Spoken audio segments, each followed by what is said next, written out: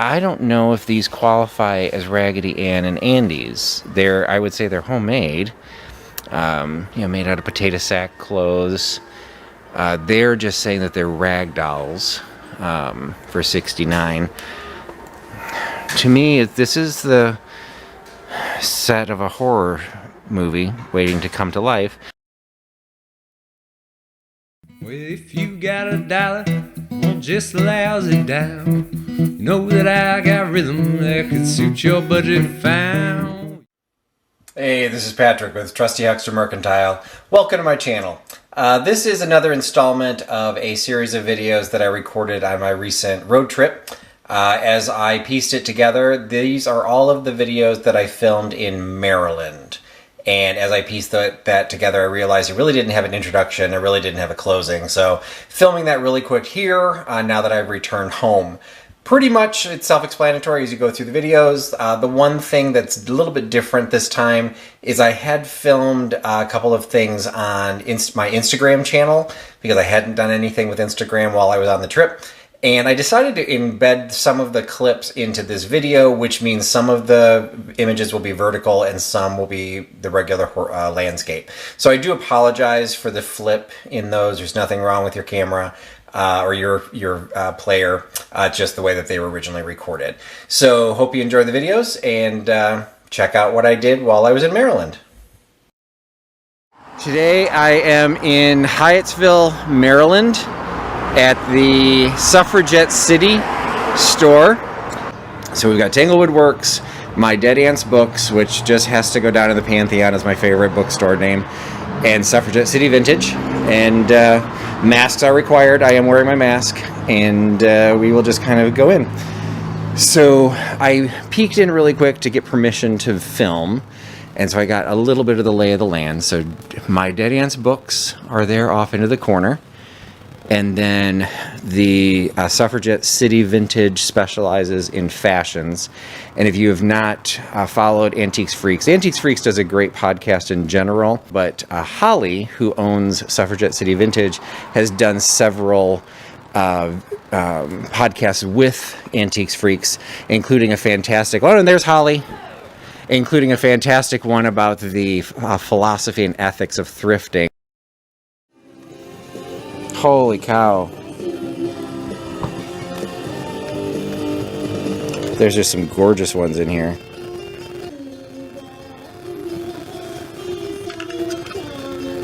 Got the swan brooch. Reed and Barton is that swan one. This butterfly brooch, I have its sister. It's going to be sold in a live sale tomorrow night. It's the exact same form on the outside. Mine doesn't have the turquoise accents, but this is the almost identical style of the butterfly brooch I'm going to be selling tomorrow night. Holy cats. Check this out. This is straight out of the wrapping, guys. She just picked us up, but it is not for sale. Yeah, I need this one for at least a while. On the inside, it has the original mirror. Oh, wow. And this little, care instruction little thing. So that was very exciting for me. It's probably the nicest one I have. So hopefully you guys can hear her, because I didn't have my shared mic today, but so she's saying that this started life as a belt buckle, and if you flip it over, you can see the way the belt buckle would have latched itself together. But somebody ingeniously figured out if it was latched together from the front, you really can't tell, and they attached a pin to it. So now we're in her kimono section, which has an entire dedicated rack. When I think I saw you had one of your posts, you had a hard time sourcing them during COVID? Yeah, because Japan Post just straight up stopped shipping to the U.S. For a year. So that was challenging, but they're shipping again. Shipping prices have gone up, but I'm making it work. So like I said, most of these are mid-century. They're also things that people wore in everyday life. They're not for special occasions, they're not ceremonial, they're not formal. I specifically didn't want, a lot of the time when I see kimono in vintage stores, they're sleeves down to the floor, covered in embroidery, padded hems, $400, and they're more like art pieces to hang on the wall than clothes that you wear in real life, and I didn't really want to do that. So these are just things that people wore as their everyday clothes in real life, and then you can also do that. So Excellent. a lot of them are long. Up here at the front of the rack, I have Haori and Michiyuki, which are coats or Okay, you're jackets. gonna have to slow up again because this is not a specialty that I know or probably my people. So what are the differences? So Michiyuki have the snap front and a square neckline. Okay, so that one doesn't actually, does it open in the front? Oh yeah, there are there's buttons. snaps here Okay. that go down So like Michiyuki? Michiyuki. Michiyuki. I have it Okay. written down here if you want to see. All right, so we've got Beyond Phonetics. Michiyuki. Okay, that is a term. That is a word I've never even heard. So okay, so that is a short kimono that once buttoned has a square top. And then Haori are meant to be worn open like this. Okay. Haori is like the way I'm wearing my shirt. So Okay, they're so just jackets. is there a closer on that at all? Okay, so it just purposely hangs open. They're meant, Okay. they're just, yeah. And how do you spell that one? Haori. Okay, so there we go. There's a Haori. Excellent. So yeah, there's a All right, couple well, I'm of going to let her get back to her business. So, just to give you a quick, can you give me a quick wrap-up commercial about who you are and where they can find you? Sure. So yeah, I'm Holly. I'm the owner of Suffragette City Vintage in Hyattsville, Maryland. We're right on Route 1. Come visit us. It's an arts district, so there's lots of cool stuff all around us. Make a day of it. We do clothing for men, women, and children from roughly 1880 to 1980 and a little bit on either side when we can find it. All right, now we're on the move again. We're in St. Leonard, Maryland, and we're being watched by helicopter. But we are St. Leonard, Maryland at the Chesapeake Marketplace, and we're going to check it out, see what we find. So ever since the demise of the Planters logo, and maybe the Planters Peanut Company, there's always a need for Planters products, advertising pieces, and I have never seen this one before. So you've got a pretty massive, let me just like try and hold it so you can get a scale of how big this is, with these molded peanut shells onto the four corners. You've got the Planters name molded into it. The tag does not attribute it to anybody. It just says Planters Peanut Blue Jar 125. It's even got the little peanut finial on it. It's a little too heavy for me to try and lift up while I'm filming. I'll check later if there's any mold name on the bottom, I'll share. But this definitely caught my attention because one of the color, also the size. But it's got the Planters Peanut. It doesn't have Mr. Peanut on it, but falls under the Planters collectability. So you come across these tin doll houses fairly often. I mean, they're not particularly rare, but I've never seen one that had wings. So you've got the standard, 2-story plus dormer colonial home, but then you've also got, a little wing on there. Then you've got the breezeway going into probably the garage. And then you come around to the back, and you've got the way it's been done inside. So we've got evidently a little boys' room like soldiers, fireplace up on the second floor, fireplace on the first floor.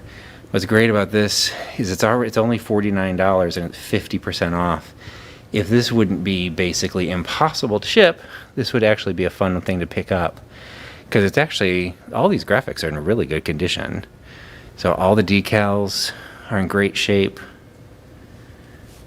A little rug, the stonework on the breezeway, the kitchen. It's got the little hutch in the kitchen with a shuffleboard court. I'm not sure what that's for. What would that be for? We must not be in the kitchen. This must be the garage, I guess, because that's got the breezeway. Do we have a kitchen? I guess that would be the kitchen. With the big rug? Maybe? No. There it is. There's the one with the cabinets. So there's the kitchen. It's not even got a calendar on the wall. Very cute. And as I'm talking, I still keep trying to think if this is worth picking up for 25 bucks.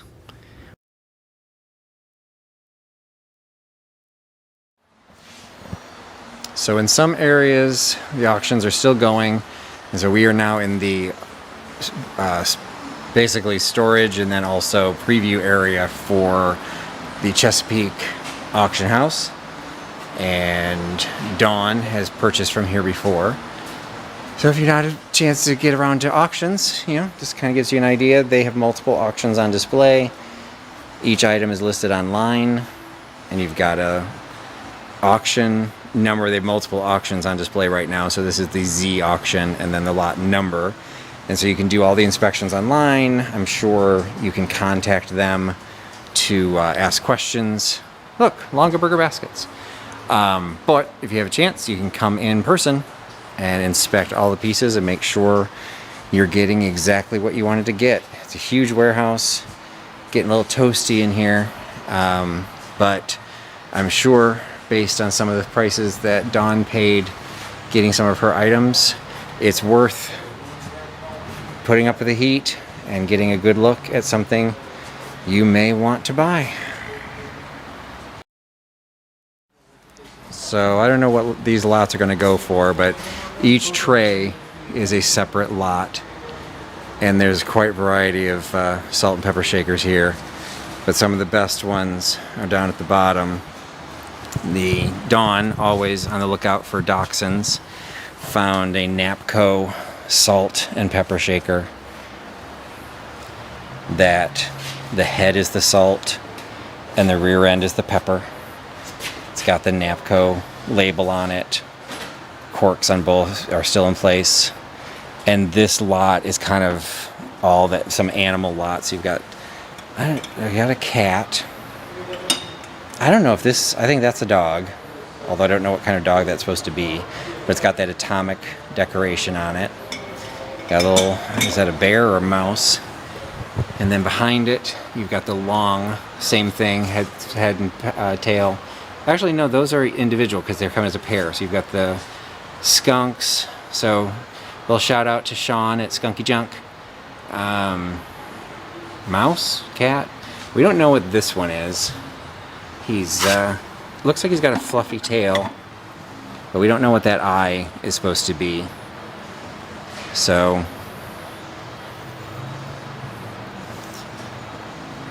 there you go.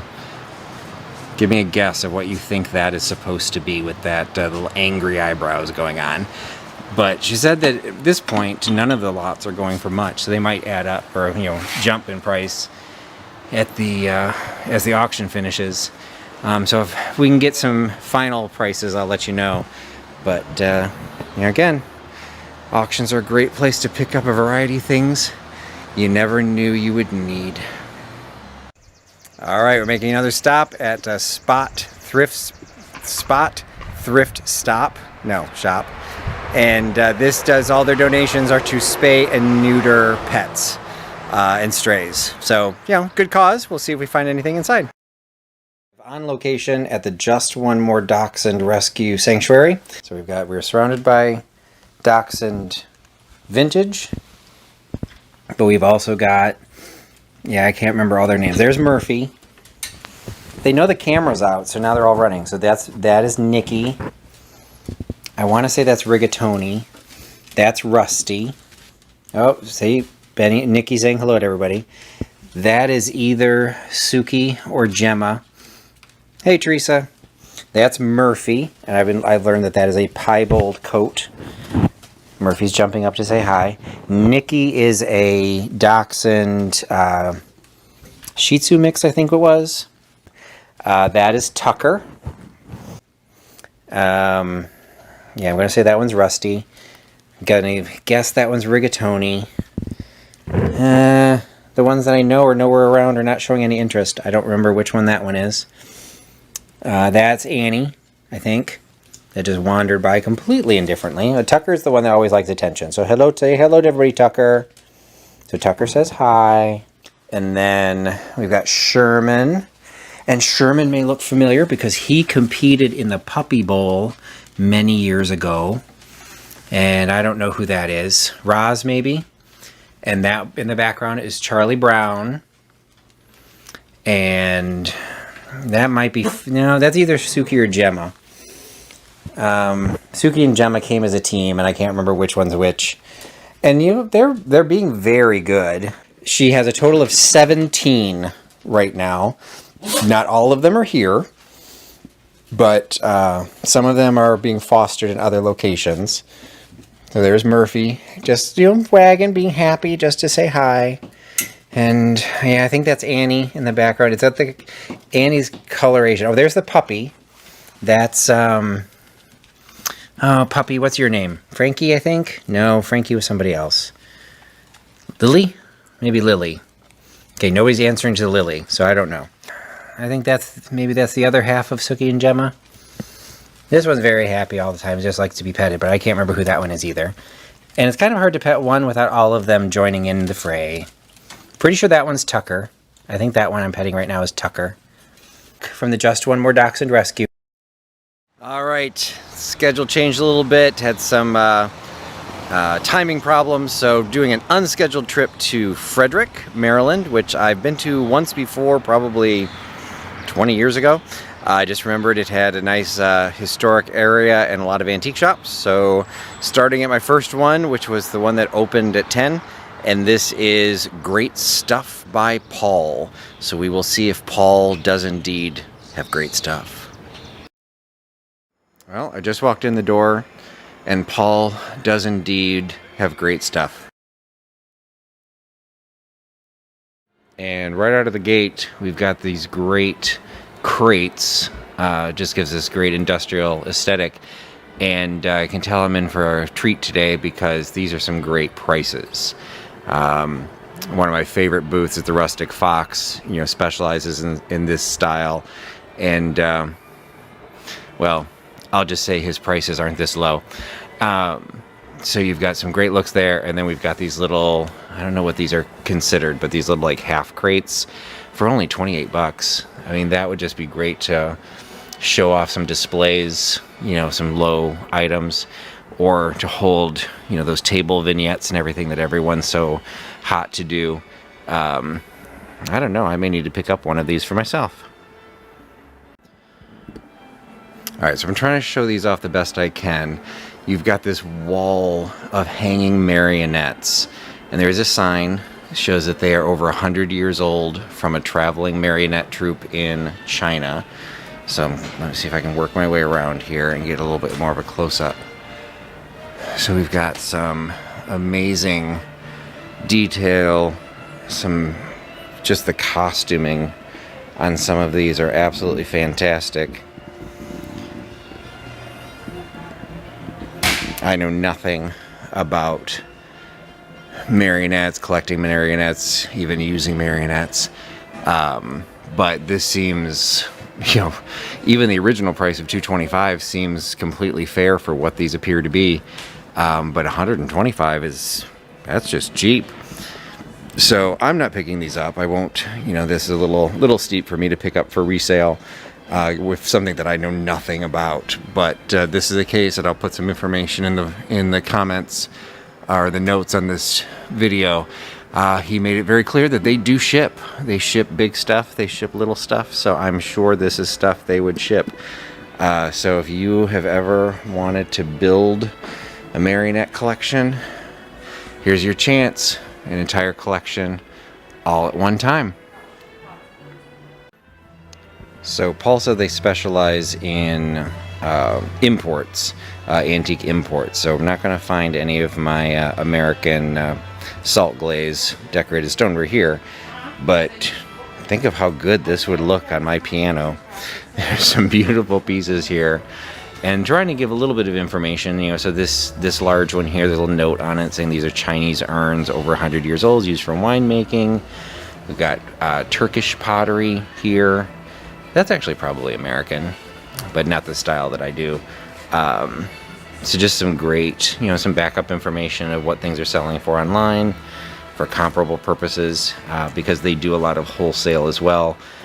So the prices here are going to be pretty good compared to what you're going to find at a decorator retail elsewhere. And wow, some of these are getting really big. So just as a frame of reference, this is how big this one is. A great collection. So I spent some time with Cindy from Mimi's Treasure Cottage this past week during this trip, and I know one of the things that she collects are the handmade Raggedy Ann and Andy. Now, we didn't really get that into it. I don't know if these qualify as Raggedy Ann and Andy's. I would say they're homemade, made out of potato sack clothes. They're just saying that they're rag dolls. For $69. To me, this is the set of a horror movie waiting to come to life.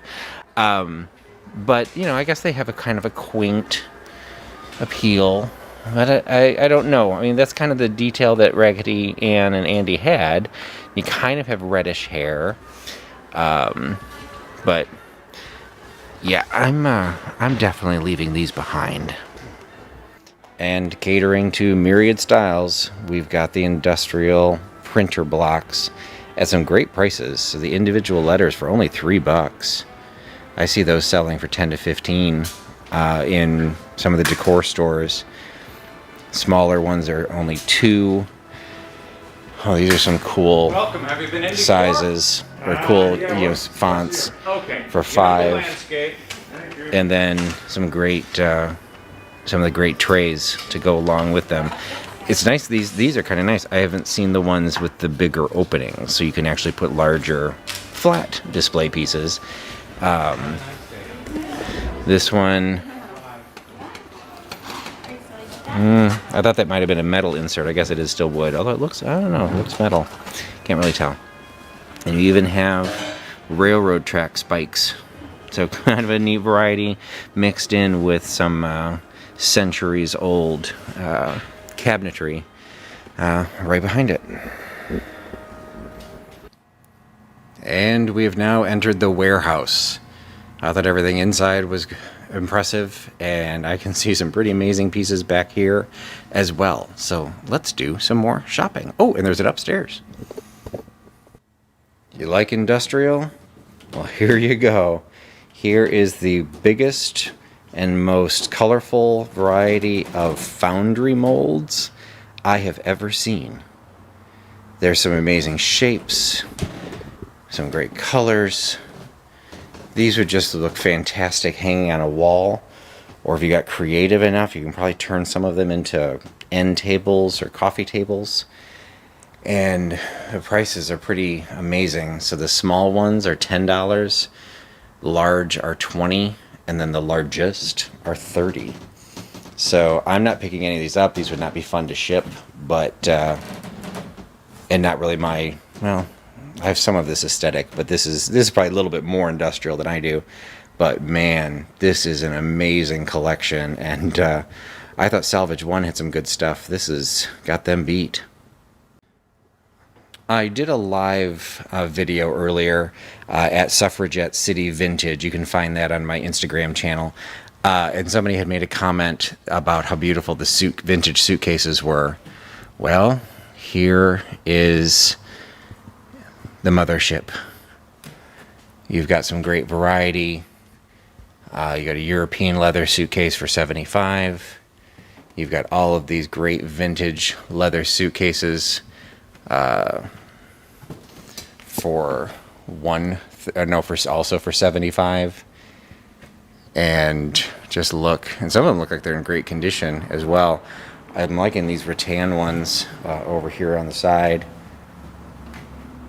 It's something a little that I haven't seen these, but again, they import all of these from China, so these may be vintage pieces from mainland of China, not the made in China stuff produced for export. No longer burger baskets here.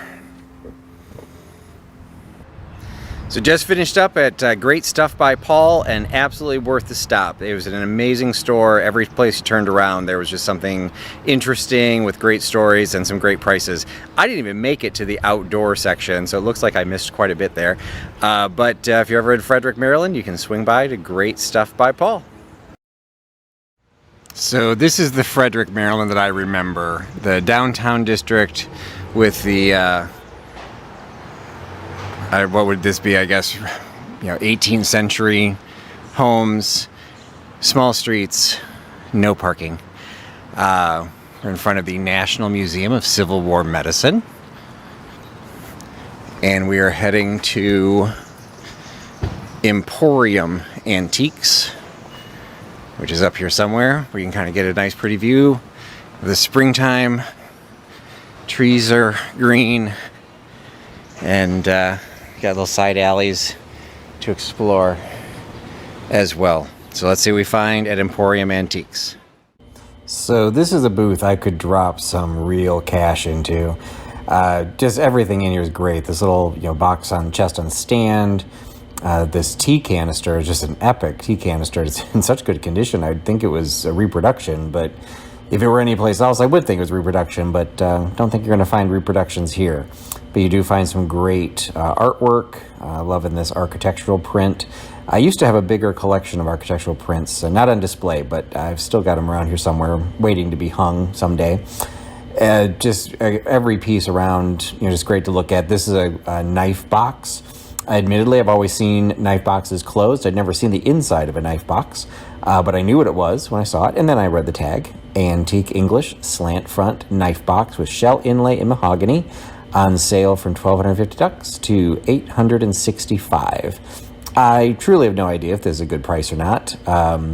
It's a great piece, a little bit of maybe condition issues, but maybe that's why it's been marked down.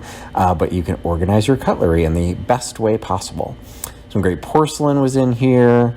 That tray on stand, just gorgeous. Like all these different pieces, it's really speaking to my aesthetic.